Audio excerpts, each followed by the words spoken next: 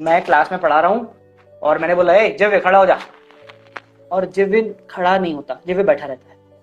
जिव्य बोलता है नहीं होगा। क्या कर लोगे?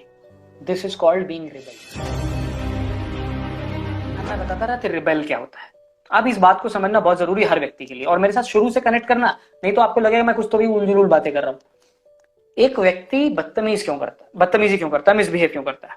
सबसे पहले हम समझते हैं रिबेल कौन होता है। रिबेल का मतलब होता है एक व्यक्ति जो किसी भी अथॉरिटी की अगेंस्ट आवाज उठाता है। ठीक है, मैं क्लास में पढ़ा रहा हूं और मैंने बोला ए जिव्य खड़ा हो जा, और जिव्य खड़ा नहीं होता, जिव्य बैठा रहता है। जिव्य बोलता है नहीं होगा। क्या कर लोगे? This is called being rebel. दुनिया के सारे अनशन ऐसे ही होते हैं। अन्ना हजारे जाकर बैठ गए थे, केजरीवाल जाकर बैठ गए थे, ये सब लोग क्या कर रहे थे? बस इनका तरीका कैसा था? नॉन वॉयलेंट था, क्योंकि जानते थे कि वॉयलेंस से कुछ होने वाला नहीं। तो पहली बात, रिबेल होने के जो जरिए हैं, अगर मैं बात करूं तो वेज ऑफ बीइंग रिबेल वो मल्टीपल हो सकते हैं। एक हैकर हैकिंग करके कर सकता है, ठीक है। एक जैसे फॉर एग्जांपल गांधी जी ने 2 तरीके से रिबेल किया था। एक याद करो, वो दांडी यात्रा है, सुना है आपने? तो क्या हो गया था, उन्होंने मतलब अंग्रेजों ने बोल दिया था कि तुम नमक नहीं बना सकते, इंडियंस को नमक बनाने का अधिकार नहीं था। गांधी जी ने कुछ नहीं किया, बोले मैं बहुत पीसफुल तरीके से एक रूल तोड़ूंगा, एक लॉ तोड़ूंगा, और वो लॉ क्या था? मैं जाकर दांडी में जाकर नमक बनाऊंगा। That was being rebel. Gandhi ji समझदार थे, इंटेलिजेंट थे, सुलझे हुए इंसान थे, उनका रिबेल करने का तरीका ये था। अब एक यंग ब्लड था, खून तोड़ रहा था, चाचा जी को सामने गिरफ्तार होते हुए देखा, बहुत सारे लोगों को मरते हुए देखा, ठीक है, वो क्या बोलते जलियांवाला बाग इंसिडेंट होते हुए देखा। तो ये एक बहुत अलग किस्म के लोग थे। कौन लोग थे ये लोग? ये लोग थे भगत सिंह, चंद्रशेखर आजाद, राजगुरु। अभी 2 सेकंड के लिए बिल्कुल ये पर्सपेक्टिव हटा दो, सही क्या है गलत क्या है, अभी समझो बस है।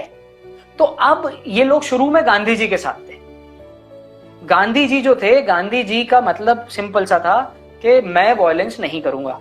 चोरी चोरा का जो इंसिडेंट हुआ था, उसके पहले जो इंसिडेंट हुए थे, जो भी आंदोलन चलते थे, उसमें गांधी जी के साथ ये फुल फ्लेजेडली लगे पड़े थे, भिड़े पड़े थे। अभी what we need to understand is, तो अब क्या हुआ, ये साथ में थे, बट फिर उन्होंने एकदम से वो आंदोलन वापस ले लिया क्योंकि कुछ वायलेंस हो गया था।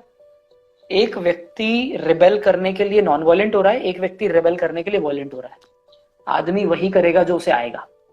गांधी जी के अंदर सुलझापन था, गांधी जी के अंदर कंपैशन था, गांधी जी के अंदर पीस की भावना थी, तो उनका रिबेल करने का तरीका क्या था? पीसफुल था।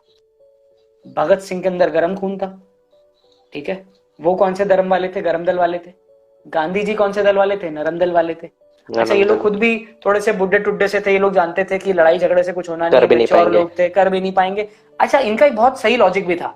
ये लॉजिक था कि मान लो लाखों लोगों की मौत के बाद देश आजाद हो भी जाता है, तो लाखों लोगों को मारने के बाद जब उनके मतलब सारे यंग, भाई ऑब्वियसली बात है, लड़ाई में आगे कौन लड़ेंगे? यूथ लड़ेंगे। तो जब देश आजाद होगा तो देश क्या बुड्ढे और बच्चों से चलेगा? यंग लोग तो मर ही जाएंगे। तो अब आपको ये बात समझना बहुत जरूरी है। इस वजह से Gandhi ji was very clear कि यार मुझे अपने लोगों को मरवाकर देश की आजादी नहीं चाहिए, तो उन्होंने अपना वे बदल दिया। गांधी और भगत सिंह का अप्रोच देखो कितना मतलब शानदार था। जितना शानदार भगत सिंह का अप्रोच था, उतना ही महात्मा गांधी का अप्रोच था। भगत सिंह का क्या कहना था? अगर एक भगत सिंह मरेगा तो 100 पैदा होंगे, 100 भगत सिंह मरेंगे तो 1000 पैदा होंगे, 1000 भगत सिंह मरेंगे तो लाखों पैदा होंगे। तो भगत सिंह का क्या कहना था? मार दो मेरे को। बोले अगर मैं अपने देश को, अपनी भारत माता को आजाद नहीं करा पा रहा, तो मैं ऐसा जिंदा रहकर मैं क्या कर लूं?